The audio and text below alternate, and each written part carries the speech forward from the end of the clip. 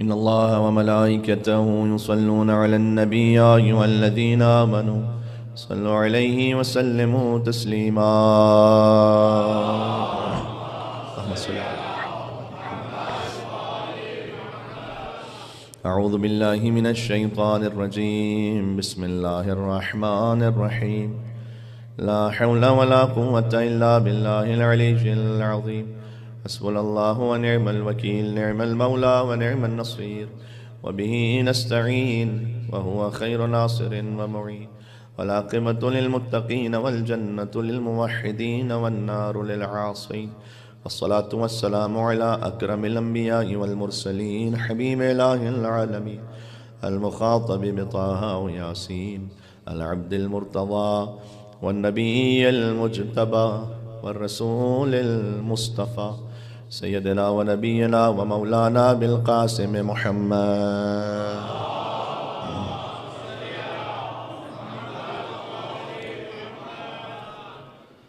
وعلى آله الطيبين الطاهرين المعصومين المظلومين المنتجبين المنتخبين الميامين سيما بقية الله في الأرضين الذين أذهب الله عنهم الرجس وطهرهم تطهيرا.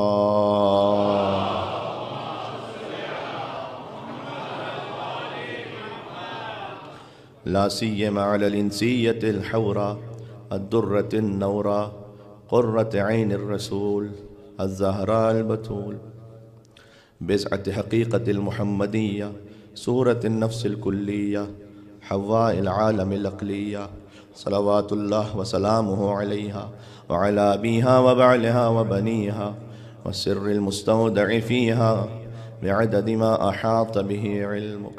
رحمة الله على محبيهم واللعنة الدائمة على أعدائهم أجمعين.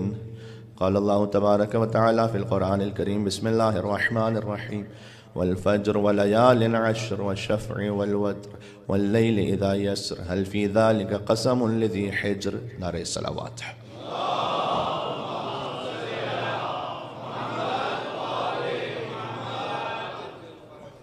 ذکر اس بی بی کا ہے کہ جو بات میں رسول ہیں اور ذات میں بطول ہیں. سورۃ الفجر کی ابتدائی 5 آیات موضوع سخن ہیں جس میں خانوادہ حضرت زہرا کا ذکر ہے. ارشاد اقدس الہی ہے والفجر ایک فجر کی قسم ولیال عشر 10 راتوں کی قسم والشفع والوتر جفت کی قسم طاق کی قسم واللیل اذا یسر پھر ایک اور رات کی قسم کہ جو آہستہ آہستہ گزر رہی ہے. هل فی ذلک قسم لذی حجر کیا ان قسموں میں صاحبان شعور کے لیے کوئی نشانی ہے. یہ اللہ نے ایک سوال کیا. عرض کیا کہ اس کا ایک ظاہر ہے پھر اس کا ایک باطن ہے.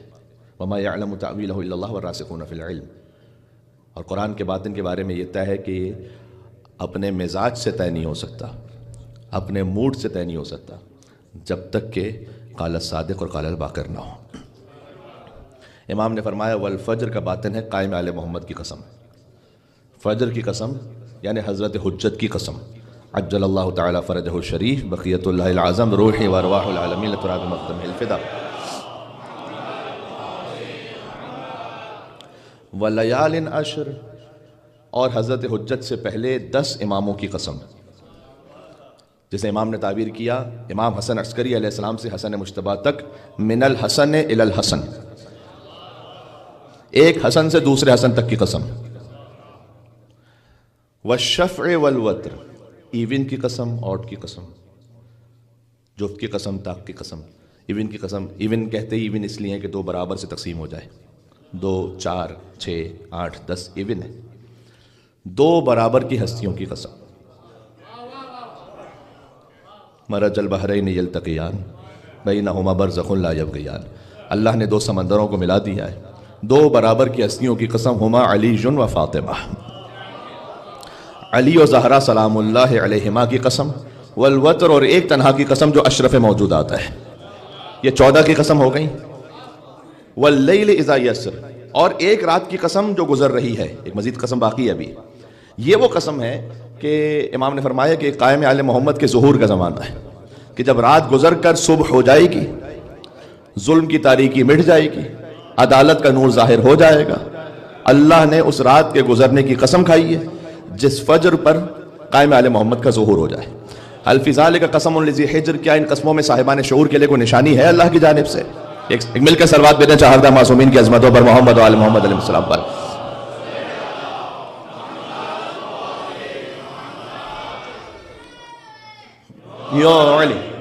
یہاں تک پہنچ کر ہم سمجھتے ہیں کہ ہم نے کل کی گفتگو سے اپنے آپ کو مکمل مربوط کر لیا ہے اور آج بیان یہاں سے مزید آگے بڑھ رہا ہے. یہ 5 قسمیں اللہ سبحانہ وتعالیٰ نے کھائی ہیں، غور فرمائیے گا.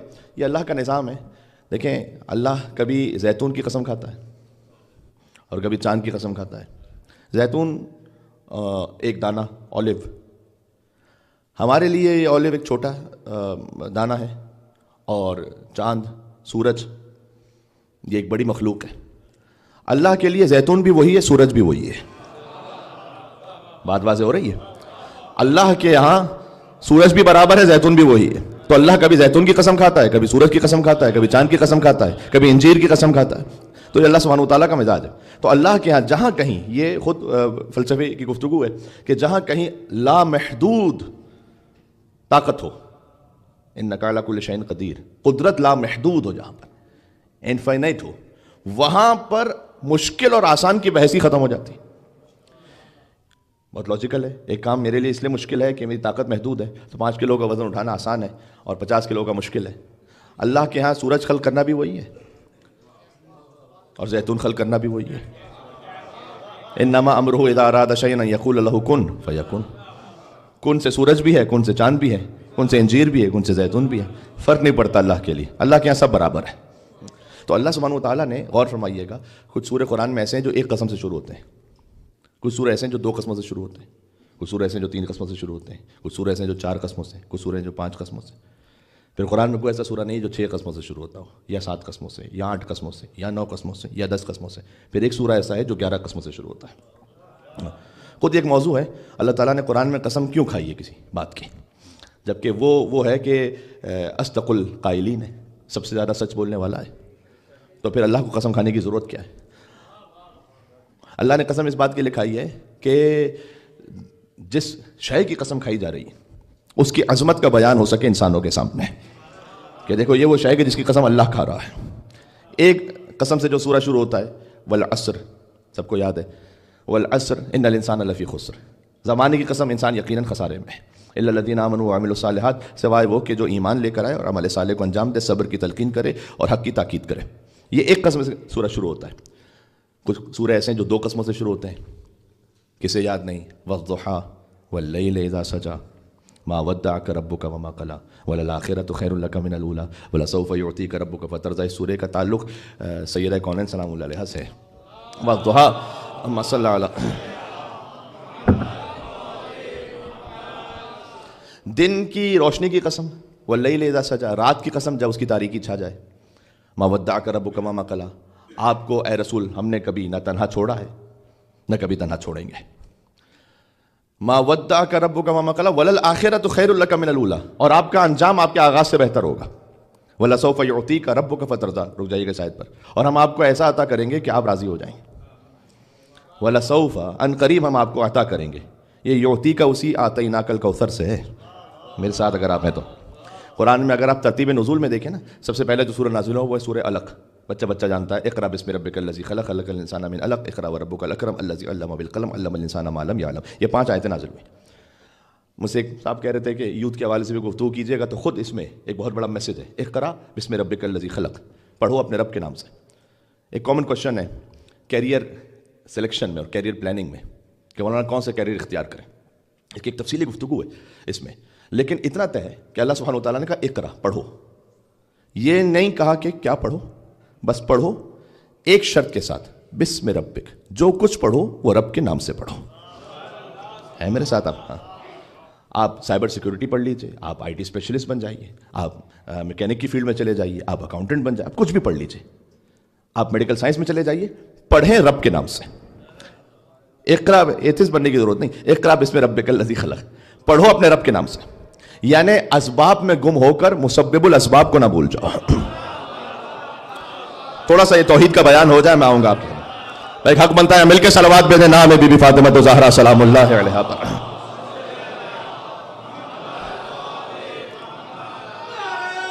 اللہ اکبر.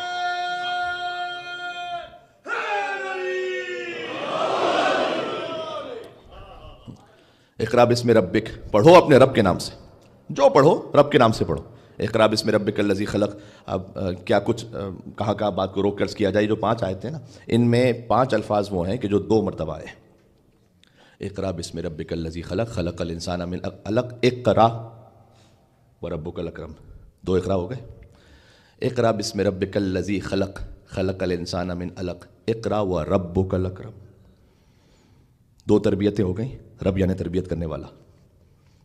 اقرا بسم ربک الذی خلق، خلق الانسان من علق، 2 خلقتیں ہو گئیں. اقرا بسم ربک الذی خلق، خلق الانسان من علق. اقرا وربک الاکرم الذی علم بالقلم، علم الانسان ما لم یعلم. 2 تعلیمیں ہو گئیں، 2 قرأتیں، 2 تربیتیں، 2 تخلیقیں، 2 تعلیمیں. نہیں معلوم ہیرا میں حضور مکرم کے ساتھ کون ایسا ساتھ میں تھا کہ جس پر وحی نازل ہو رہی تھی. حضور پر وحی نازل ہو رہی تھی. ایک ایسا تھا کہ جو حضور مکرم کی اپنی گواہی ہے کہ علی تم وہی سنتے ہو جو میں سنتا ہوں، تم وہی دیکھتے ہو جو میں دیکھتا ہوں، بس یہ کہ تم نبی نہیں ہو، تم میرے وزیر ہو. یہ نہج البلاغہ میں امیر المومنین کا کلام ہے، حضور مکرم سے بیان شدہ. بہرحال اس کی تفصیل اپنے مقام پر. پڑھو رب کے نام سے، اور ہمارے اقرا پڑھو رب کے نام سے. اچھا، پڑھائی کا آغاز ہو، تعلیم کا آغاز ہو رب کے نام سے. اختتام کہاں پر ہو؟ آخری آیت سورہ کی. آیت نہیں پڑھوں گا ورنہ سجدہ واجب ہو جائے گا، تو ترجمہ پڑھ رہا ہوں فقط. سجدہ کرو اور رب سے قریب ہو جاؤ. تعلیم وہ قابل قدر ہے جس کا آغاز رب کے نام سے ہو، جس کا اختتام سجدے پر ہو. پھر آپ کچھ بھی پڑھیے، آپ ڈاکٹر بن جائیے، آپ پروفیسر بن جائیے، پڑھیں رب کے نام سے، اختتام سجدے پر ہو. سر کو جھکا دو اللہ کی بارگاہ میں. بات واضح ہو رہی ہے؟ تو یہ پہلی وہی ہے کہ جو نازل ہوئی تھی. تو اقرا، سورہ اقرا نازل ہوا سب سے پہلے. ترتیب نزول کے اعتبار سے دیکھیں تو پھر سورہ قلم ہے، پھر سورہ مزمل ہے، سورہ مدثر ہے، سورہ الحمد ہے، پھر سورہ لہب ہے. یہ ترتیب نزول ہے قرآن کی. 6واں سورہ جو نازل ہوا سورہ لہب نازل ہوا. اور پھر ترتیب میں آگے یہاں تک کہ جو 11واں سورہ ہے وہ سورۃ الضحیٰ نازل ہوا. سورۃ الضحیٰ کے نازل ہونے کے بعد تقریباً 2.25 سال گزرے کہ سورۃ الکوثر 15واں سورہ نازل ہوا. وَلَسَوْفَ يُعْطِيكَ رَبُّكَ فَتَرْضَىٰ، ہم آپ کو اتنا عطا کریں گے کہ آپ راضی ہو جائیں گے. اِنَّا أَعْطَيْنَاكَ الْكَوْثَرَ، ہم نے آپ کو عطا کر دیا وہ کوثر کہ جس سے آپ راضی ہو جائیں گے. تو یہ سورہ ضحیٰ کا تعلق ہے سورۃ الکوثر کے ساتھ کہ وَلَسَوْفَ يُعْطِيكَ رَبُّكَ فَتَرْضَىٰ. ساری کائنات عبادت کرتی ہے اس بات پر کہ اللہ راضی ہو جائے. اللہ یہ چاہ رہا ہے کہ مصطفیٰ راضی ہو جائے مجھ سے. فَلَنُوَلِّيَنَّكَ قِبْلَةً تَرْضَاهَا، ہم آپ کا رخ ایسے قبلے کی طرف موڑ دیں گے ترضاہا کہ آپ راضی ہو جائیں گے. ہم نماز پڑھتے ہیں اللہ راضی ہو جائے، روزے رکھتے ہیں اللہ راضی ہو جائے، عبادت کرتے ہیں اللہ راضی ہو جائے. اللہ چاہ رہا ہے مصطفیٰ راضی ہو جائے. مصطفیٰ کیسے راضی ہوئے؟ فاطمہ الزہرا عطا فرما دی اللہ سبحانہ و تعالیٰ. بات واضح؟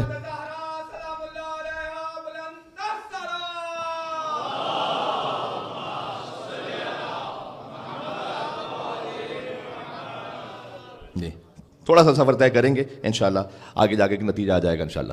تو قرآن میں کچھ سورہ ایسے جو 1 قسم سے شروع ہوتے ہیں، کچھ سورہ ایسے 2 قسموں سے شروع ہوتے ہیں. اچھا، یہاں لطف کی بات یہ کہ سورہ ضحیٰ میں جو 2 قسموں سے شروع ہوتا ہے، یہاں سیدہ کی والدہ کا ذکر بھی ہے اور علی کے باپ کا ذکر بھی ہے. وَلَسَوْفَ يُعْطِيكَ رَبُّكَ فَتَرْضَىٰ، ہم آپ کو وہ عطا کریں گے کہ آپ راضی ہو جائیں گے. أَلَمْ يَجِدْكَ يَتِيمًا فَآوَىٰ، کیا ایسا ماضی میں نہیں ہو چکا کہ آپ یتیم تھے تو میں نے آپ کو پالا؟ پالا تو ابو طالب علیہ السلام نے تھا. اللہ کہہ رہا ہے کہ میں نے پالا. ایک سوال کر رہا ہوں، مجھے پورے قرآن میں کوئی ایک موقع ایسا دکھلائیے کہ اللہ نے کسی کافر کے عمل کو اپنا عمل کہا ہو. اللہ سبحانہ و تعالیٰ نے کسی کافر کے عمل کو اپنا عمل کہہ دیا ہو. یہ تو انبیاء کی شان ہوتی ہے کہ اللہ ان کے عمل کو اپنا عمل کہتا ہے. یہ تو اولیاء کی شان ہوتی ہے، وما رمیت اذ رمیت ولکن اللہ رمی. یہ جو کنکریاں آپ نے پھینکی ہیں یہ آپ کے ہاتھ سے نہیں نکلی، جو آپ کے ہاتھ سے نکلا ہے وہ خدا کے ہاتھ سے نکلا ہے. تو اللہ سبحانہ و تعالیٰ نے ابو طالب علیہ السلام کے عمل کو اپنا عمل کہا. کیا گود ہے ابو طالب کی جو پل جائے یا نبی ہو جاتا ہے یا امام ہو جاتا ہے؟ اصل میں جو دشمنی ہے حضرت ابو طالب علیہ السلام سے وہ تو فضیلت کی دشمنی ہے نا، فضیلت کی دشمنی ہے. جانتے ہیں کیوں؟ اس لیے کہ کافر پالنے کا موقع سارے بزرگوں کو ملا تھا.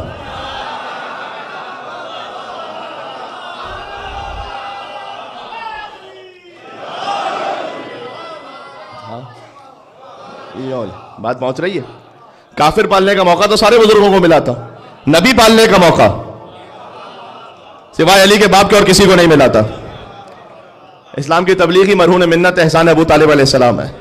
تو توحید کا پہلا جلسہ ہوا وہ ہوا ابو طالب علیہ السلام کے گھر میں۔ پروردگار مکہ میں تو تیرا اپنا گھر بھی ہے، وہاں پر کیوں نہیں دعوت ذو العشیرہ ہوتی؟ اللہ جانے کیا کیا مصلحتیں ہیں اس میں، کیوں ابو طالب علیہ السلام کے گھر کا انتخاب کیا گیا؟ اس لیے کہ کچھ ناقبت اندیش ایسے تھے جنہوں نے خانہ خدا میں بت رکھ دیے تھے، اور جہاں پر بت رکھے ہوں وہاں پر پہلے توحید کا جلسہ کیسے ہو سکتا ہے؟ جہاں لا الہ الا اللہ کا بیان ہو، کچھ کہنے لگا ہوں، پتہ چلا رحمان کے گھر بت تھے، عمران کے گھر بت نہیں تھے۔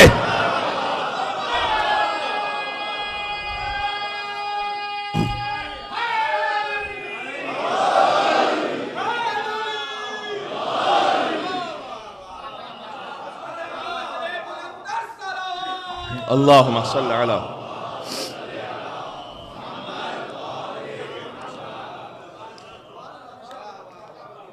ابو طالب علیہ السلام کیا اہتمام ہوا؟ اب دعوت ذو العشیرہ کی اس تفصیل میں جائے بغیر کہ خود حضور مکرم نے حضرت ابو طالب علیہ السلام سے درخواست کی کہ آپ کھانے کا اہتمام فرمائیے۔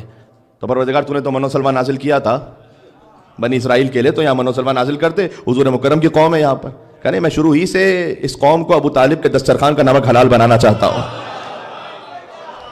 بھائی میں کیا عرض کروں، وہ دن ہے اور آج کا دن ہے، کبھی ابو طالب علیہ السلام کے ماننے والوں کیا نیاز کی کمی نہیں ہوئی ہے۔ غیر کھلاتے ہیں تو دسترخوان جب لگاتے ہیں تو لکھا ہوتا ہے کہ مستحقین کے لیے حسین کا دسترخوان ہوتا ہے، ابو طالب کے پوتے کا دسترخوان ہوتا ہے۔ یہاں پر غریب بھی آ کر امیر بن کے چلا جاتا ہے، اور امین بھی فقیر حسین بن کر کھا کے چلا جاتا ہے۔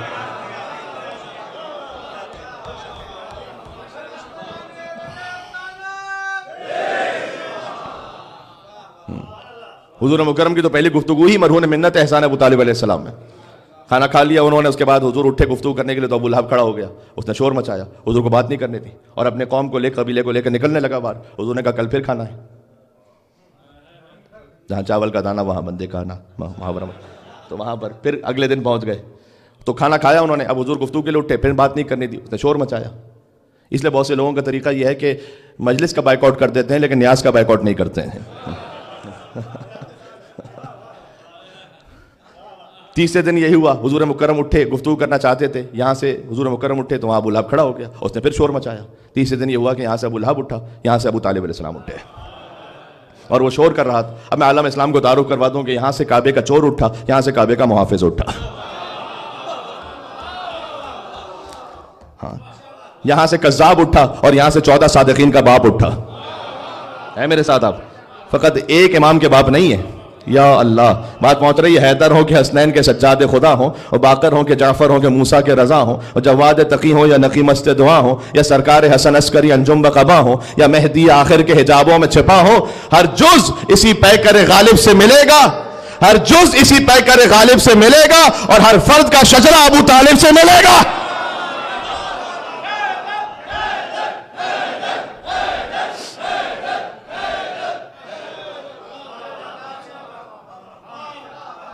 علم یجد کا یتیمن فآوا، آپ یتیم تھے تو میں نے پالا آپ کو۔ ووجدک ضالا فہدی، یہ سورہ 2 قسموں سے شروع ہوتا ہے۔ آپ سفر میں تھے، ہم نے آپ کی رہنمائی کا اہتمام کیا۔ ووجدک عائلا فاغنا، آپ تنگ دست تھے تو میں نے غنی بنایا۔ یہ سیدہ کی ماں کا ذکر ہے یہاں پر۔ کیا پاکیزہ مال ہے حضرت خدیجہ سلام اللہ علیہا کا، کتنا پاکیزہ مال ہے کہ اللہ سبحانہ وتعالیٰ کہتا ہے کہ میں نے غنی بنایا آپ کو۔ فَأَغْنَاهُ بِمَالِ خدیجہ، جا کے دیکھے گا امام فخر الدین رازی تک نے لکھا اپنی تفسیر میں کہ اللہ نے غنی بنایا حضرت خدیجہ کے مال کے ذریعے سے۔ میں جملہ کہہ رہا ہوں کہ صدر اسلام کے ٹکڑے توڑنے والے اور دولت لے کر غنی اور مالدار بن جانے والے کچھ اور تھے، اور پوری امت کو اپنے ٹکڑوں پر پالنے والی فاطمہ الزہرا کی ماں خدیجہ الکبریٰ کچھ اور تھیں۔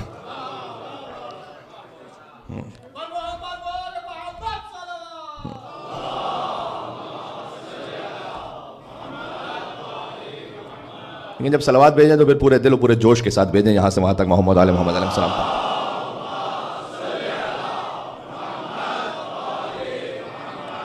تو پروردگار یہ احسان ہو گیا، علی کے باپ کا بھی احسان ہے، فاطمہ کی ماں کا بھی احسان ہے۔ الجزاء الاحسان الا الاحسان، احسان کا بدلہ سوائے احسان کے اور کیا ہے؟ اللہ سبحانہ وتعالیٰ نے احسان ایسے عطا کیا کہ ایک کو کل ایمان کا باپ بنایا، ایک کو صاحب تطہیر کی ماں بنایا۔ جی، یہ احسان اللہ سبحانہ وتعالیٰ نے اس انداز سے ادا کیا۔ تو حضرت خدیجہ کا مال اتنا پاکیزہ تھا، سیدہ سلام اللہ علیہا کی والدہ، کیا کہوں، ام المومنین ہونا اور ہے، یا لفظ بدل کے کہوں، مومنین کی ماں ہونا اور ہے اور فاطمہ کی ماں ہونا اور ہے۔ پتہ نہیں کتنی بات پہنچ رہی ہے، میں کیا کہہ رہا ہوں۔ تمام ازواج رسول امہات المومنین ہیں، لیکن ان میں سے کوئی فاطمہ کی ماں نہیں ہے۔ اللہ سبحانہ و تعالیٰ نے جس بی بی کا انتخاب فرمایا، اشہد انک کنت نورا فی الاصلاب الشامخہ والارحام المطہرہ، جس بی بی کا انتخاب فرمایا وہ خدیجۃ الکبریٰ سلام اللہ علیہا تھیں۔ اتنی پاکیزہ بی بی کہ اللہ سبحانہ و تعالیٰ نے ان کے مال کو اپنا مال کہہ کر یہ فرمایا کہ آپ تنگ دست میں نے غنی بنایا۔ بی بی خدیجہ سلام اللہ علیہ، تطہیر خدیجہ کے لیے اور کہوں کیا، جس گھر میں رہی اس کے افراد بھی معصوم، اور یہ سارے زمانے میں خدیجہ کا شرف ہے کہ اولاد بھی معصوم ہے، داماد بھی معصوم، یہ کسی اور کو حاصل نہیں سوائے بی بی خدیجہ الکبریٰ سلام اللہ علیہا کے۔ تو یہ وہ سورہ ہے کہ جو 2 قسموں سے شروع ہوتا ہے۔ مجھے جانا ہے آگے تک۔ سورہ ضحیٰ ہے 2 قسموں سے، پھر قرآن میں کچھ سورہ ایسے ہیں جو 3 قسموں سے شروع ہوتے ہیں، میں نے اس کیا 4 قسموں سے، 5 قسموں سے۔ سورہ عادیات ہے 3 قسموں سے، والعادیات ضبحا فالموریات قدحا فالمغیرات صبحا فاثرن به نقعا ووسطن به جمعا ان الانسان لربه لکنود وانه على ذلك لشہید۔ عجب سورہ ہے یہ۔ سر پر دوڑتے ہوئے گھوڑوں کی قسم۔ اب اللہ چاہے تو کسی گھوڑے کی قسم بھی کھا لے۔ یہ جو ہم سے کہتے ہیں کہ بھئی تعظیم کیوں کرتے ہو، تو اگر قابل تعظیم نہ ہوتے کچھ سواری کے جانور تو اللہ قسم نہ کھاتا یہاں پر۔ یہ خاص موقع ہے کہ اب امیر المومنین نے غزوہ ذات السلاسل میں حملہ کیا۔ صبح کا وقت تھا، حضور مکرم نماز پڑھا رہے تھے۔ فجر کی نماز کے بعد حضور نے الحم کے بعد سورہ عادیات پڑھنا شروع کیا۔ صحابہ کرام نے کہا یا رسول اللہ یہ کون سا سورہ ہے؟ کہا اسی وقت علی نے حملہ کیا ہے۔ اللہ سبحانہ و تعالیٰ نے علی کی سواری کی شان میں، یہ میں بلا مبالغہ آپ سے کہہ رہا ہوں، جو تفسیر ہے اس کی، والعادیات ضبحا فالموریات قدحا، ان سر پر دوڑتے ہوئے گھوڑوں کی قسم، جب وہ دوڑتے ہیں تو ان کی ٹانپوں سے چنگاریاں نکلتی ہیں اور وہ صبح کے وقت دشمن کے لشکر پر حملہ کرتے ہیں۔ اچھا مجھے ایمان سے بتائیے گا، محفل انشاءاللہ کسی اور مقام پر پہنچے، اللہ کرے کہ اس جملے کو میں پہنچا سکوں، مجھے بتائیے گا صدر اسلام میں کسی بڑی سے بڑی ہستی کا نام لے لیں، جو یہاں نام میں نہیں لے سکتا، لیکن آپ دل میں سوچ لیں جو مسلمانوں نے بنا لی، کیا اللہ نے ان میں سے کسی کی بھی قسم کھائی ہے قرآن میں؟ مجھے بتلائیے گا، اللہ نے ان میں سے کسی کی بھی قسم کھائی ہے؟ لیکن علی کے گھوڑے کی قسم کھائی ہے، اور جنہیں اللہ نے علی کے گھوڑے کے برابر نہیں سمجھا، کہہ دیا میں نے۔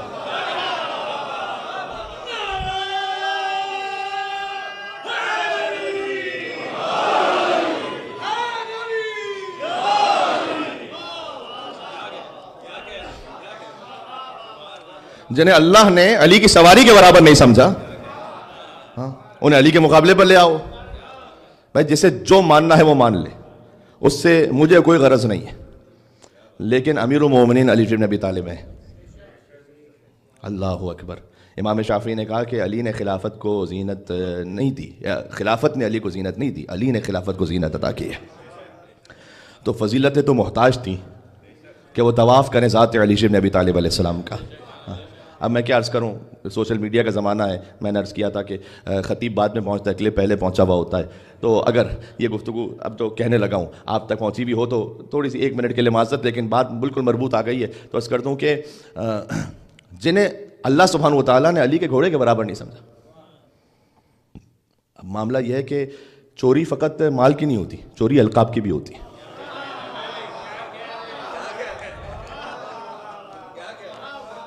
چوری القاب کی بھی ہوتی ہے۔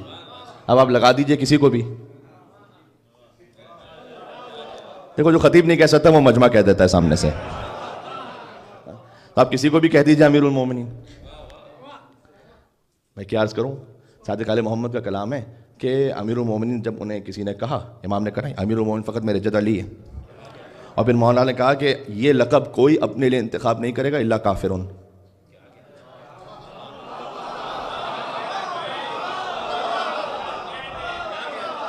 یا میں فاطمیہ کی مجلس ہے، ذرا میرے ساتھ چلیے گا۔ ہاں، کوئی اپنے آپ کو امیر المومنین نہیں کہلوائے گا الا کافرون۔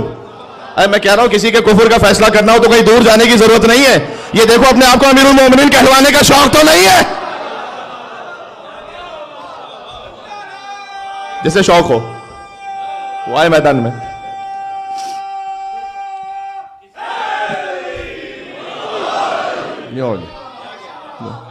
جی تو میں عرض کر رہا تھا کہ جیسے ایک مولائی تھے عالم دین، انہوں نے کہا میرے مولا امیر المومنین علی علیہ السلام، تو سامنے سے پلٹ کر کسی نے کہا میرے مولا امیر المومنین حضرت فلاں، لقب چوری ہو جاتا ہے نا. انہوں نے کہا میرے مولا امام المتقین علی علیہ السلام، انہوں نے کہا میرے مولا امام المتقین حضرت فلاں. میرے مولا سخی و کریم علی علیہ السلام، انہوں نے کہا میرے مولا سخی و کریم حضرت فلاں. اب یہ مشکل ہو گئی. تو کہتے ہیں کہ میں نے اللہ سبحانہ و تعالیٰ سے التجا کی کہ پروردگار اس وقت میرے قلب میں کوئی مولا علی کی ایسی فضیلت تو داخل کر دے کہ یہ جھوٹ بھی چاہے تو کاپی نہ کر سکے. ساتھ چلیے گا، میرے کسی اور منزل پہ جا رہی ہے بات. بھائی میں کہتا ہوں میرے مولا امیر المومنین علی، وہ سامنے سے کہتا ہے میرے مولا امیر المومنین فلاں. میں کہتا ہوں امیر المومنین امام المتقین علی، امام المتقین حضرت فلاں، سخی و کریم علی علیہ السلام، سخی و کریم حضرت فلاں. تو جناب کوئی ایسی فضیلت میرے دماغ میں آ جائے، دل میں آ جائے کہ جھوٹ بھی چاہے تو نہ دوہرا سکے. تو کہتے ہیں مجھے امام رضا علیہ السلام کی حدیث سلسلۃ الذہب یاد آئی. جائیے گا مشہد میں دیکھیے گا مولا کی ذریعہ مطار پہ لکھی ہوئی. تو میں نے اسے دیکھ کر کہا میرے مولا علی رضا ابن موسی کاظم ابن جعفر صادق ابن محمد، پتہ نہیں کتنی بات پہنچ رہی ہے. میرے مولا علی رضا ابن موسی کاظم ابن جعفر صادق ابن محمد باقر ابن علی زین العابدین ابن حسین ابن علی ابن ابی طالب نے فرمایا. پھر اسے دیکھے گا تو بھی تو اپنے پیر کا شجرہ بیان کر کے بتا.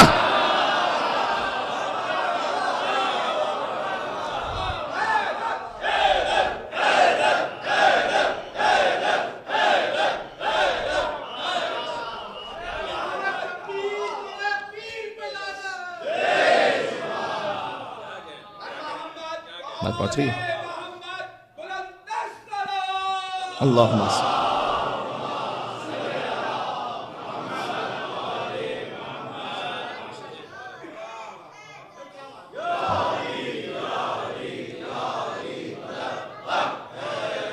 حیدر.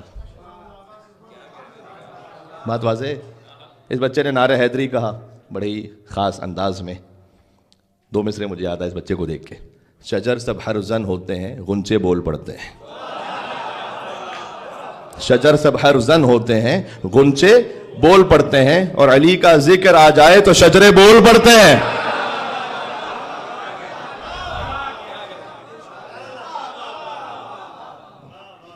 جی. والعادیات ضبحا فالموریات قدحا فالمغیرات صبحا فاثرن به نقعا فوسطن به جمعا ان الانسان لربه لکنود وانه على ذلك لشہید. یہ سورہ عادیات 3 قسموں سے شروع ہوتا ہے. ایک قسم سے سورہ عصر، 2 قسموں سے سورہ ضحیٰ، 3 قسموں سے سورہ عادیات، 4 قسموں سے سورہ زیتون، والتین والزیتون وطور سینین وہذا البلد الامین. انجیر کی قسم، زیتون کی قسم. اس میں اب خود پنجتن پاک کا ذکر ہے. اس کی جو باطنی حقیقت ہے نا، 3 سے مراد کیا ہے، زیتون سے مراد کیا ہے. جی. امام حسن علیہ السلام کی قسم، امام حسین علیہ السلام کی قسم، جا کے تفسیر میں دیکھیے گا. وطور سینین وہذا البلد الامین، طور سینا کی قسم اور اس شہر مقدس کی قسم. اچھا ذرا غور فرمائیے گا. پھر ایک توحید کے بارے میں بیان. انجیر کی قسم، زیتون کی قسم، طور سینا کی قسم، یعنی اور پھر اس شہر کی قسم. یہ بات میں ربط کیا ہے میرے بھائی؟ یعنی اللہ کہہ رہا ہے ایک پھل کی قسم، پھر ایک اور دوسرے پھل کی قسم، پھر ایک پہاڑ کی قسم، ایک شہر کی قسم. بے ربط بات تو آپ بھی نہیں کرتے، تو اللہ کیسے کر رہا ہے؟ کوئی نہ کوئی تو ربط ہوگا اس میں. ہاں کہ لقد خلقنا الانسان فی احسن تقویم. ان ساری قسموں کے بعد ہم نے انسان کو احسن تقویم پہ خلق کیا. انجیر کی قسم، زیتون کی قسم، طور سینا کی قسم، اس شہر مقدس کی قسم. آدم علیہ السلام سے اللہ تعالیٰ کہا نا لا تقربوا هذه الشجرة، خبردار اس درخت کے قریب نہ جانا. وہ انجیر کا درخت تھا. اللہ سبحانہ و تعالیٰ نے کہا اس درخت کے قریب نہ جانا. یعنی انجیر کی قسم. سن لیجئے گا ایک عجب پہلو یہاں پر. حضرت نوح علیہ السلام طوفان آیا اس زمانے میں. حضرت نوح علیہ السلام نے ایک پرندے کو بھیجا کہ جاؤ کہ دیکھو خشکی کہاں پر ہے. وہ گیا اور زیتون کی پتی لے کر آیا. طور سینا موسیٰ علیہ السلام کو وحی ہوتی تھی. یہ شہر مقدس یعنی مکہ. انجیر کی قسم، زیتون کی قسم، طور سینا کی قسم، اس شہر مقدس کی قسم. یعنی زمانہ آدم کی قسم، زمانہ نوح کی قسم، زمانہ موسیٰ کی قسم، زمانہ محمد کی قسم، ہم نے انسان کو حسن تقویم پر خلق کیا ہے. مراد یہاں پر 4 قسمیں ہو گئیں. لقد خلقنا الانسان فی احسن تقویم، ہم نے انسان کو احسن تقویم پر خلق کیا ہے. ثم رددناہ اسفل سافلین، اس کے بعد اس کو پلٹا دیا پسترین گہرائیوں پر. یہ ہے وہ سورہ کہ جو 4 قسموں سے شروع ہوتا ہے. پھر قرآن کا وہ سورہ جو 5 قسموں سے شروع ہوتا ہے والفجر ولیال عشر. بات یہاں پر آئی ہے دوبارہ, فجر کی قسم اور 10 راتوں کی قسم. زیادہ طول کلام نہیں ہے, بات یہاں پر سمٹ رہی ہے. فجر کی قسم اور 10 راتوں کی قسم اور والشف, 2 برابر کی ہستیوں کی قسم میں نے عرض کیا. لولا علی لم یکن لفاطمہ کفن, علی نہ ہو تو فاطمہ کی برابری کرنے والا کوئی نہ ہو. کل اس پہ بات ہو چکی ہے. علی اپنے تمام تر فضائل کے بعد فاطمہ کے برابر آتے ہیں سلام اللہ علیہما. یہ بات پہنچ رہی ہے, ایک مل کے صلوات بھیجے گا خانوادہ زہرا سلام اللہ علیہا پر. اللہم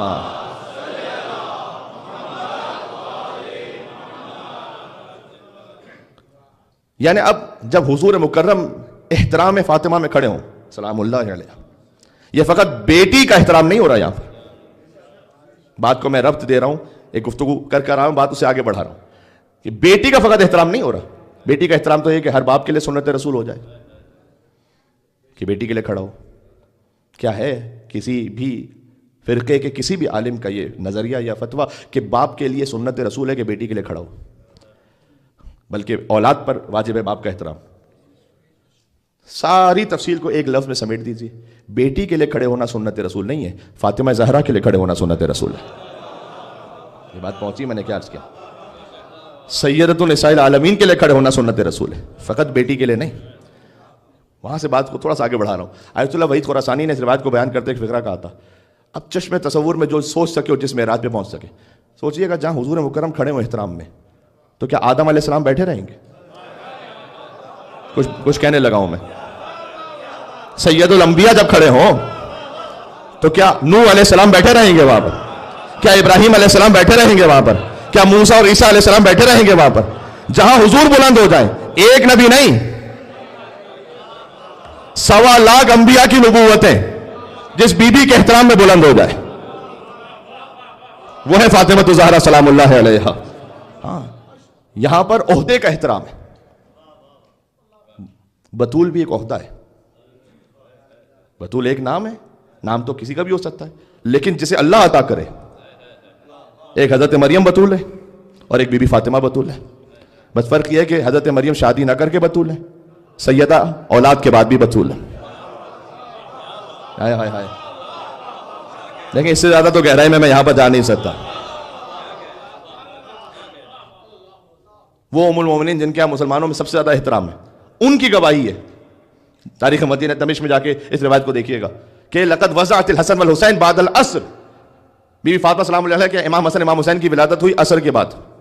وصلت المغرب, ترجمہ تو بہت آسان ہے, اور بی بی نے فوراً مصلی عبادت کو بچھا کر مغرب کی نماز انجام دی. یہ بطول عہدہ ہے, سمجھ میں آ رہا ہے؟ سبحان اللہ. مل کے صلوات بھیج دینا میں زہرا سلام اللہ.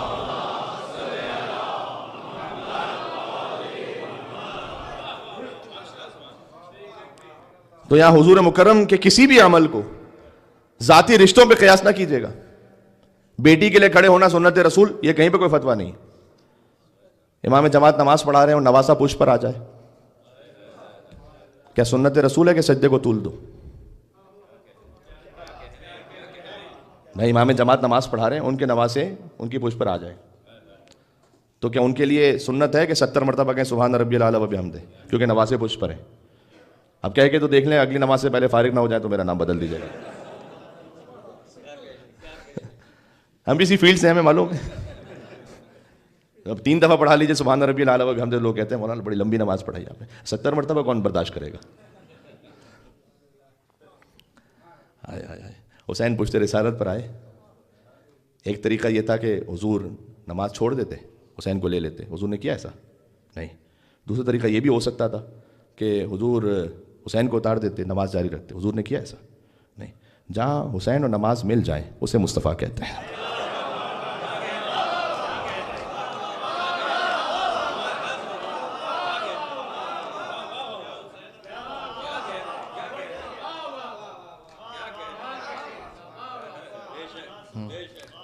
جہاں یکجا ہو جائیں, حسین اور نماز یکجا ہو جائیں, وہ ہے شریعت مصطفیٰ. تو وہ کیسا حسینی ہے کہ جو فجر پہ نہ اٹھ سکے؟ اب اس پہ سبحان اللہ کہنے والے کتنے ہیں صاحب. کیا ہی کہنے آپ سبھی نمازی ماشاء اللہ صلی اللہ علیہ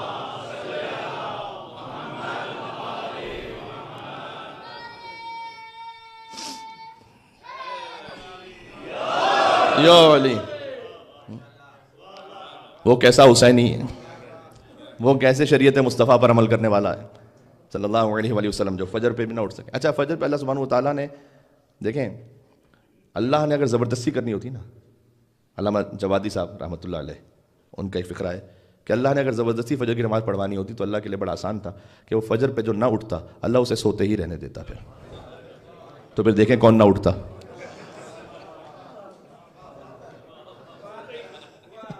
پھر تو سوتے ہی نہیں، نیند ہی اڑ جاتی میرے بھائی، سوتے کہاں پہ. لیکن اللہ نے یہ چاہا نہیں. اللہ کا نظام مشیت جبر پر نہیں ہے،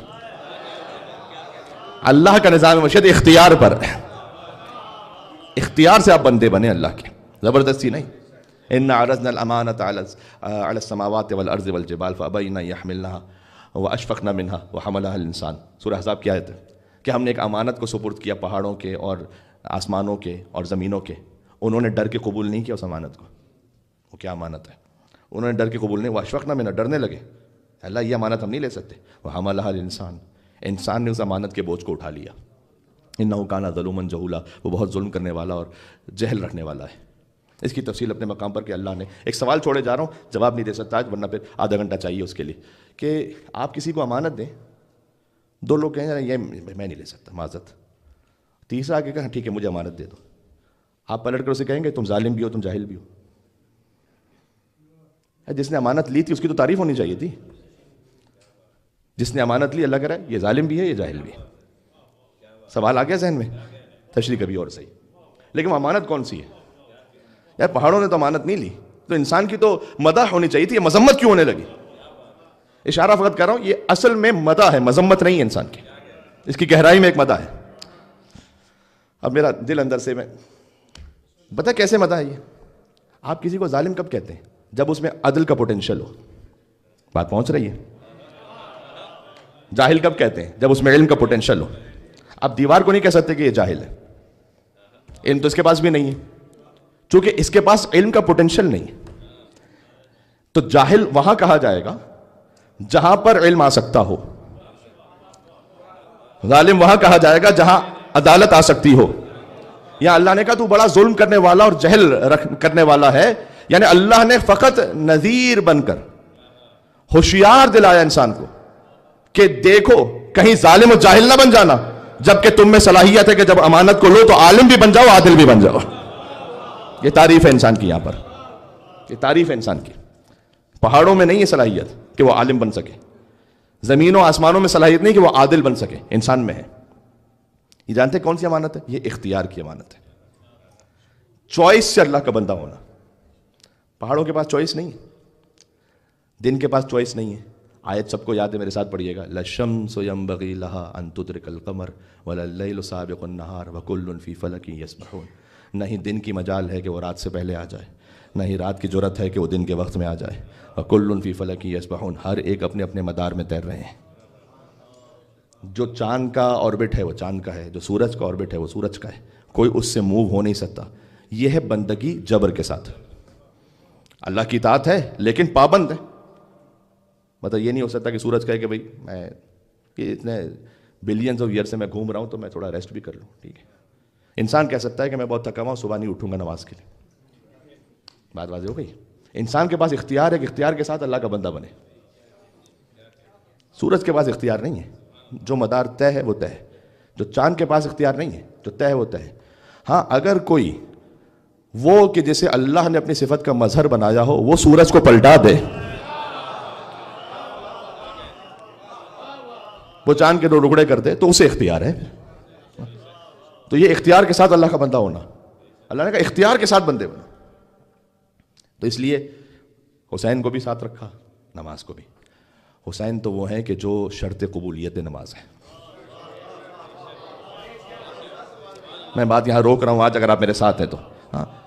یعنی اہل بیت علیہ السلام کا تو کسی عبادت سے کوئی تقابل کیا ہو سکتا ہے. یہ وہ ہیں کہ جو اعمال اور عبادتوں کی قبولیت کا معیار ہے. اس خاطر ہے کہ حضور اب یہاں پر نانا کی پشت پر نواسا نہیں ہے. اگر میرے ساتھ ہیں آپ. یہاں رسالت کی پشت پر امامت ہے اور رسالت کے ذریعے امامت کا تعارف ہو رہا ہے کہ تمہاری نماز قبول ہوگی. پتہ نہیں کتنے بات پہنچ رہی ہے میرے ساتھ آپ. سر مبارک جھکا ہوا تھا, نماز سرور پڑھا رہے تھے اور حضور آگے, صحابہ پیچھے, وہ فرض اپنا نبھا رہے تھے. بڑے بڑے صحابہ کرام ہوں گے حضور کے پیچھے نماز پڑھنے والے. محب ایسے میں مسکراتے حسین گھر سے جو آ رہے تھے اور حسین پوچھتے نبی پہ بیٹھے زمانے بھر کو بتا رہے تھے. کیا بتلا رہے تھے؟ کہ بھائی ملے گی جنت, پیے گا کوثر, اسی کو محشر میں چین ہوگا. اے میرے ساتھ آخری جملہ میں کہنے لگا ہوں. یہاں پر نانا نواسے کا معاملہ نہیں ہے, یہاں رسالت کی پشت پر امامت ہے. حسین بتلا رہے ہیں ملے گی جنت, پیے گا کوثر, اسی کو محشر میں چین ہوگا, اور نماز اسی کی قبول ہوگی کہ جس کے دل میں حسین ہوگا. ختم ہو گئی بات. ہائے ہائے. تو یہ ذاتی رشتوں پر معاملات کو نہ لے گا یہاں پر. وما محمد الا رسول, محمد تو کچھ ہے ہی نہیں سوائے رسول کے. احترام میں کھڑے ہوں تو رسول, بیٹھ جائیں تو رسول, جنگ میں ہو تو رسول, سلو میں ہو تو رسول, وطن میں ہو تو رسول, سفر میں ہو تو رسول, کسی کو شانوں پر اٹھائیں تو رسول, کسی کو مولا بنائیں تو رسول, کسی کو محفل سے اٹھائیں تو رسول. ہر وقت ہی رسول ہے. بات یہاں رک رہی ہے, آج کل یہاں سے بات شروع کریں گے. حسین علیہ السلام شرط قبولیت اعمال ہے.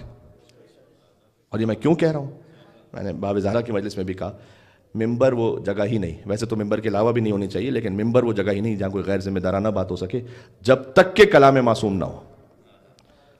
اچھا یاد ہے امام رضا علیہ السلام کا فقرہ کہ اللہ نے کہا ہے, امام نے جب سند بیان کی, کلمۃ لا الہ الا اللہ حصنی, لا الہ الا اللہ میرا قلعہ ہے, جو اس قلعے میں داخل ہو گیا امان سے محفوظ ہو گیا. اور لیکن بشرطہا و شروطہا وانا من شروطہا, لا الہ الا اللہ کی ایک شرط میں ہوں. ہاں, لا الہ الا اللہ کی ایک شرط میں ہوں. جیسے تعجب ہے اس بات پر, وہ جا کے دیکھ لے ابلیس کا واقعہ. وہاں لا الہ الا اللہ کی شرط اپنے زمانے کی حجت ہے.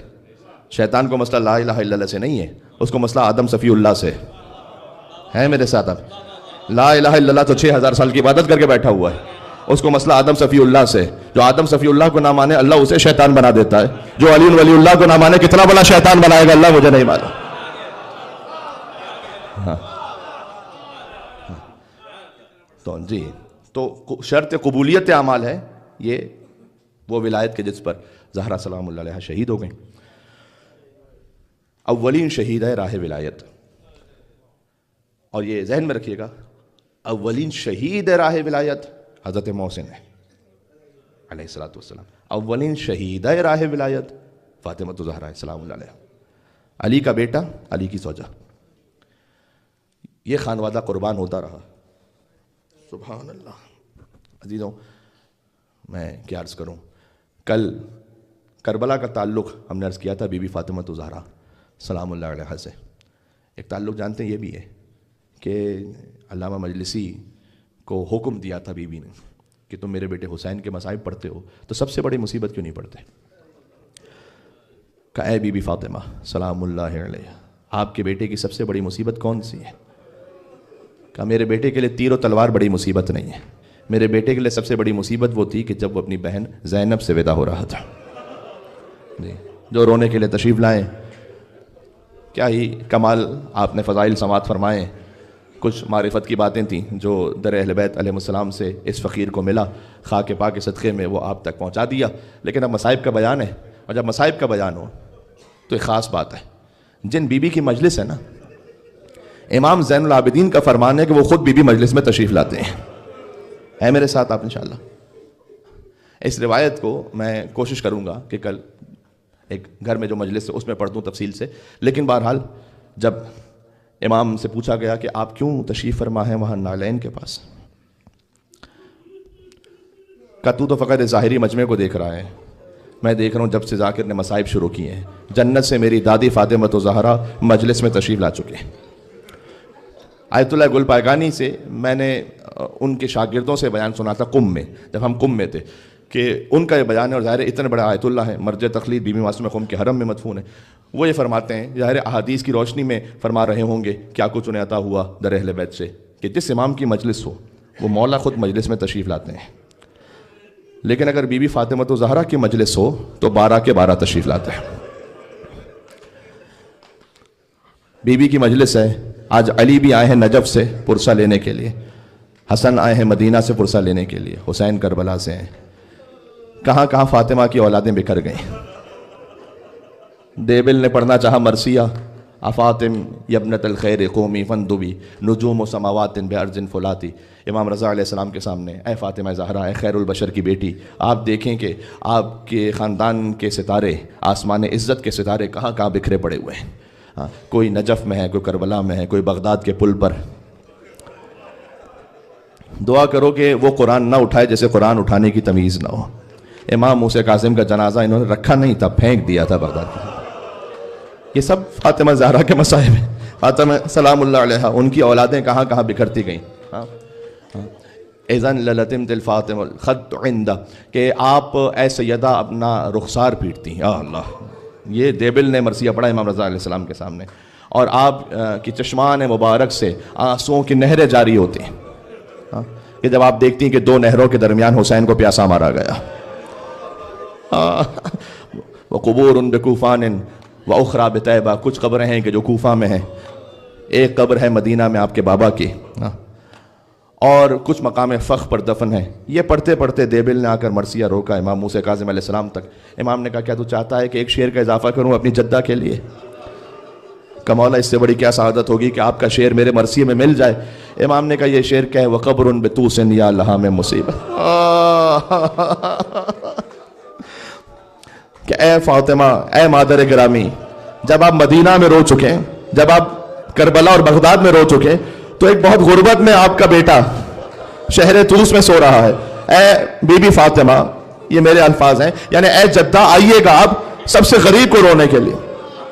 دیبل نے پوچھا کہ مولا مجھے تعجب ہے, میں آپ کے در کا پرانا خادم ہوں, مجھے نہیں معلوم کہ وہاں کون دفن ہے. امام نے کہا دیبل وہاں کسی اور کی نہیں, تیرے غریب امام کی قبر بننے والی ہے. بس ابھی دیبل نے شعر دہرانا چاہا کہ پردے کے پیچھے سے امام رضا علیہ السلام کی کنیز نے فرمایا کہ اے دیبل یہ مصرع نہ دہرانا, اس لیے کہ سید زادیوں کو غش آ گیا. شنیدن کئی بوت مانند دیدن, سننا دیکھنے کے برابر کب ہو سکتا ہے. امام رضا علیہ السلام کی بہنوں نے فقط سنا تھا. کربلا کی ایک بہن ہے جس نے 40 قدموں کے فاصلے سے دیکھا تھا. اے فاطمہ سلام اللہ علیہا, بی بی آپ کے مصائب ہیں, آپ کی اولادیں بکھرتی چلی گئیں. علامہ مجلسی سے آ کر کہا بی بی فاطمہ نے, اور میری اس فقیر کی خواہش ہوتی ہے کہ میں جس شہر میں بھی جاؤں ایام فاطمیہ میں, کم از کم بی بی کے اس حکم کو پورا کرتے ہوئے کسی ایک مجلس میں یہ ذکر کر دوں جو بی بی نے حکم دیا تھا. اور حکم یہ دیا کہ میرے حسین کے لیے سب سے بڑی مصیبت یہ تھی کہ وہ اپنی بہن زینب سے ودا ہو رہا تھا. اللہ اکبر. بکھرائے بال اہل حرم ساتھ ساتھ تھے کہ پٹکے میں شاہدین کے سکینہ کے ہاتھ تھے.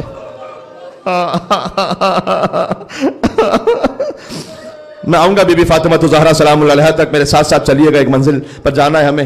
ابا عبداللہ الحسین, یہ رخصت کا بڑا سخت مرحلہ تھا. امام حسین جب بھی تشریف لاتے تھے ذوالجناح کے پاس, کبھی عباس آتے تھے, کبھی حبیب آتے تھے, کبھی اکبر آتے تھے. امام نے فرمایا یا فرسان الحجا و یا ابطال الصفا, ارے میرے شیروں کہاں رہ گئے, تمہارا مولا تنہا رہ گیا ہے, کیا سبب ہے؟ میں تمہیں پکارتا ہوں جواب نہیں دیتے. فرات کے قریب عباس کا لاشا گویا تھا. اب کون سوار کروائے؟ حسین جب کہ چلے بعد دوپہر رن کو. جنہیں یاد ہے یہ وہ اس غم میں شامل ہوتے ہوئے آنسو بہاتے جائیں, اور مولا کے غم میں نہ تھا کوئی کہ جو تھامے رکاب توسن کو, اور حسین چپ کے کھڑے تھے جھکائے گردن کو. سکینہ جھاڑ رہی تھی ابا کے دامن کو, نہ آسرا تھا کوئی شاہ کربلائی کو, فقط بہن نے کیا تھا سوار. میں نے خود کربلا محلہ میں وہ مقام دیکھا ہے. بی بی زینب سلام اللہ علیہا نے سوار کیا ابا عبداللہ الحسین کو. ایک چھوٹی سی زری بنی ہوئی, اس وقت کنسٹرکشن میں, بعد میں کھل جائے گی. ذوالجناح آگے بڑھ کر رک گیا. دیکھو ہم یا بی بی فاطمہ کا ذکر آ گیا ہے یا حسین کہہ کے گریہ کرنا. ایک منزل اور ہے. جب امام حسین رخصت ہونے لگے تھے تو فرمایا تھا کہ بہن ذرا بازوؤں سے ردا تو ہٹائیے گا. آگے بڑھ کر حسین نے سید زادی شریکت الحسین بی بی زینب سلام اللہ علیہا کے بازوؤں کا بوسہ لیا. کہ بھیا یہ خاص اہتمام کیوں؟ کہ بابا کا آخری وقت تھا, بابا نے کہا تھا زینب کے بازوؤں میں رسیاں باندھی جائیں گے. جب یہ بوسہ لے چکے حسین تو بی بی زینب نے آگے بڑھ کر کہا تحت الحنک تو ہٹائیے گا اپنے گلے سے. کہ بہن زینب یہ کیوں؟ جو بی بی فاطمہ پر رونے کے لیے آئے ہیں. سیدہ نے آخر وقت میں کیا وصیت کی؟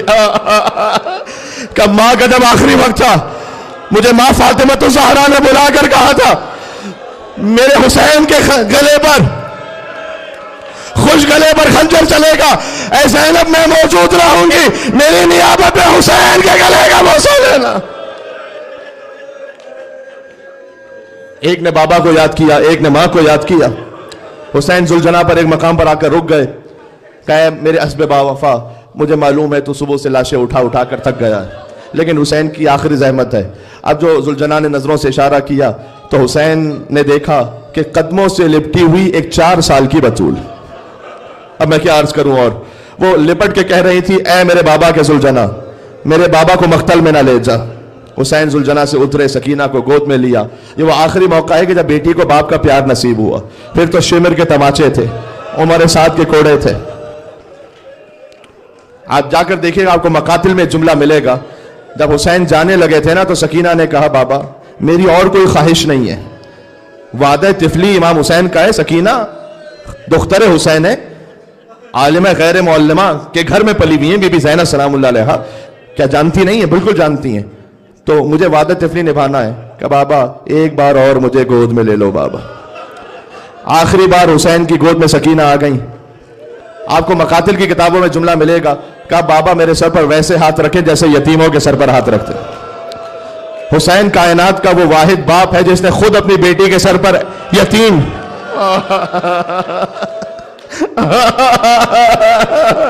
یا ابا عبداللہ الحسین، آپ کی غربت پر ہماری جان نثار مولا.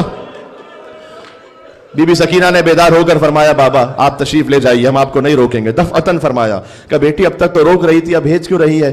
کہ بابا ہم نے خواب میں دادی فاطمہ الزہرا کو دیکھا، سر کے بال سفید تھے، آنکھوں میں آنسو تھے. ہم سے یہ فرما رہی تھی کہ اے میری سکینہ میرے حسین کو مقتل جانے سے نہ روک. اسی وقت کے لیے چکیا پیس پیس کر اپنے حسین کو پالا تھا. مجھے ایک آخری منزل تک جانا ہے جہاں بی بی فاطمہ الزہرا سلام اللہ علیہا کی ایک سب سے بڑی مظلومیت ہے. حسین پہنچے، مقتل نہیں پڑھوں گا، بس ایک کیفیت آئی بے پناہ جنگ کی. اب بی بی کا حکم ہے تو میں نے آپ کی خدمت میں رخصت پیش کر دی. اور بے پناہ جنگ کرتے کرتے کہتے جاتے تھے اب اس کی جنگ دیکھو جو 3 دن کا بھوکا ہے، اس کی جنگ دیکھو جو 3 دن کا پیاسا ہے. تم نے میرے عباس کو بھی مار دیا، تم نے میرے اکبر کو بھی مار دیا، تم نے میرے قاسم کو بھی مار دیا. جنگ لڑتے لڑتے فرات کے قریب پہنچے تو عباس کا لاشا رکھا تھا. کہ عباس بوڑھے بھائی کی جنگ دیکھی عباس؟ یہاں تک کہ پھر صدائے قدرت آئی یا ایتھا النفس المطمئنہ. آیتیں پڑھ چکا ہوں میں کل آپ کی خدمت میں. اے اطمینان والے نفس پلٹا اپنے رب کی بارگاہ میں. حسین نے تلوار کو نیام میں رکھا. جو مقتل سمجھ لیتے ہیں بھاگی بھی فوجیں واپس پلٹیں. فرقۃ بالرما وفرقۃ بالسیف وفرقۃ بالحجر. کسی کے ہاتھ میں تیر، کسی کے ہاتھ میں تلوار، کسی کے ہاتھ میں نیزے. جس کے پاس کچھ نہیں تھا اس نے کربلا کی زمین سے پتھر اٹھا لیا. حسین زخمی ہوتے چلے، زخمی ہوتے چلے. راکب دوش رسول ذوالجناح پر کبھی دائیں جھکتے تھے کبھی بائیں جھکتے تھے. حرملا نے حسین کے سینے کا نشانہ لیا، سینے اثر پر تیر سے شعبہ لگا. یہ وہ تیر تھا جو حسین سینے سے نہیں نکال سکے تھے، پوچھ سے نکالا اسے. حسین ذوالجناح سے زمین پر آئے. اے میرے مولا امام زمانہ مجھے نہیں معلوم آپ کہاں پر ہیں. شاید اپنی دادی فاطمہ الزہرا کی قبر مطہر پر گریہ کر رہے ہوں، یا کربلا میں آقا ابا عبداللہ الحسین کے روضے پر ہو. آج جمعے کا دن گزرا ہے مولا، آپ کا دن ہے. ایک لمحے کے لیے اس مجلس میں تشریف لائیے گا، آپ کے آنے سے ہماری نسلیں سنور جائے گی مولا. امام فرماتے میرا سلام اس شہید پر جو نہ زین پر تھا نہ زمین پر تھا. اللہ جانے کتنی دیر تیروں پر معلق رہے. ابا عبداللہ الحسین علیہ السلام. فوج اشقیہ میں اختلاف ہے. علامہ نقن صاحب نے جملے کو لکھا ہے فوج اشقیہ میں اختلاف ہے. کچھ کہتے ہیں حسین مارے گئے، کچھ کہتے ہیں حسین زندہ ہیں. کوئی حسین کے قریب نہیں آ پاتا. شمر کہتا ہے اپنے گھوڑوں گرو خیموں کی طرف کر لو، اگر زندہ ہوں گے تو برداشت نہیں کر پائیں گے. یہ سننا تھا کہ میرا زخمی مولا، میرا پیاسا مولا کوہنیوں پر زور دے کر امام حسین اٹھے. تابع بیان نہیں ہے خدا کی قسم، اب کلیجہ پھٹ رہا. اچھا مجھے معاف کرنا، مقتل میں ایک جملہ ہے مالک بن انس نام کے، میں کیا کہوں. اب ظاہر جملہ یہ ہے کہ اس نے اللہ اکبر سن لینا اس لیے کہ مقتل میں ہے آپ تک پہنچا دوں. اس نے امام حسین کو نعوذ باللہ من ذالک ایک گالی دی وہاں پر، نعوذ باللہ من ذالک، خدا ان کی نسل، اللہ اکبر۔ شیمر آگے بڑا، فرکز برجلہ، اس نے پیر مار کر حسین کو سیدھا کیا۔ وشیمر جالس علی صدر، زیارت ناہیہ میں ہے کہ شیمر امام حسین کے سینے پر بیٹھ گیا۔ میں بی بی فاطمہ الزہرا کے مصائب پر آ گیا، کلیجہ پھٹ رہا ہے، اس کے آگے بیان کی گنجائش نہیں ہے، میں کیا کہوں گا آپ کے سامنے۔ قابض علی شیبۃ، اس نے حسین کی داڑھی کو پکڑ لیا۔ فضربۃ من ضربۃ، حسین پر ضربتیں چلنا شروع ہوئی۔ صدا گونج رہی تھی، الا قد قتل الحسین بکربلا، الا قد ذبح الحسین بکربلا۔ جس کے دل میں جتنا تھا میں یا حسین کہتے ہوئے روتا جاؤ۔ انبیاء و مرسلین دیکھ رہے تھے، آدم علیہ السلام بلند ہو گئے، پروردگار حسین ذبح ہو رہا ہے، مجھے نہ دیکھا جائے گا۔ ایک ضربت آئی، نوح علیہ السلام اٹھے، پروردگار رسول اللہ کا نواسا مارا جا رہا ہے، مجھ سے نہ دیکھا جائے گا۔ ابراہیم اٹھ گئے، موسیٰ اور عیسیٰ اٹھ گئے، یہاں تک کہ محمد مصطفیٰ بلند ہوئے۔ پروردگار میری گود کا بالا حسین، ایک منزل آئی آ رہی ہے، وہ تو اٹھ گئے۔ حسین کی آواز آئی، اماں، سب حسین کو چھوڑ کر جا رہے ہیں، آپ نہ جائیے گا۔ حسین فاطمہ کی گود میں ذبح ہوتا۔ السلام علیکم یا فاطمہ الزہرا، السلام علیکم۔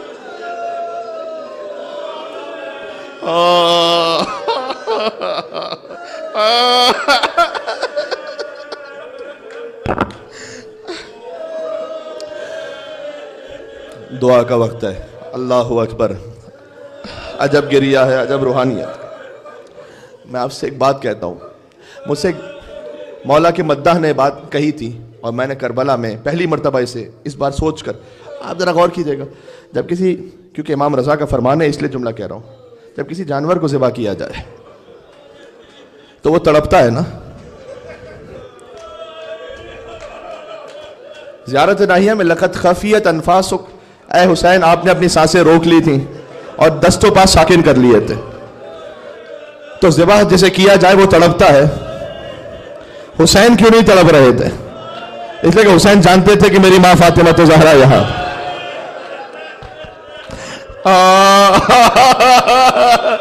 یا حسین، یا حسین، یا حسین۔ حسین جانتے تھے میری ماں فاطمہ الزہرا مجھے دیکھ رہی ہے، حسین نے دست و پا ساکن کر لیے تاکہ فاطمہ کے قلب پر تکلیف نہ ہو لے۔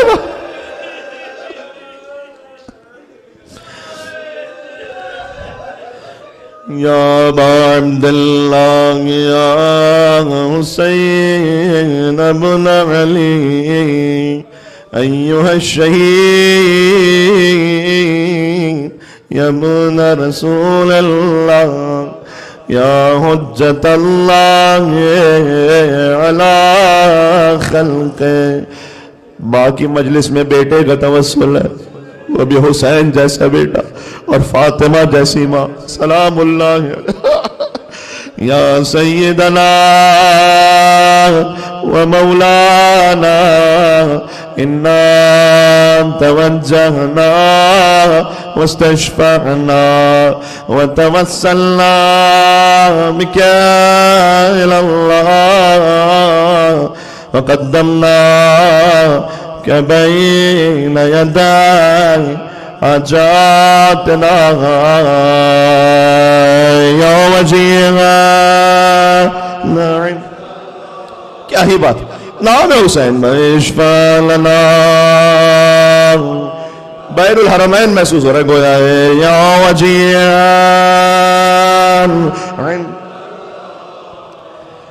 اشفع لنا۔ آخری مرتبہ مجلس کے لیے، حاجات کے لیے، یا وجیہا عند اللہ اشفع لنا عند اللہ۔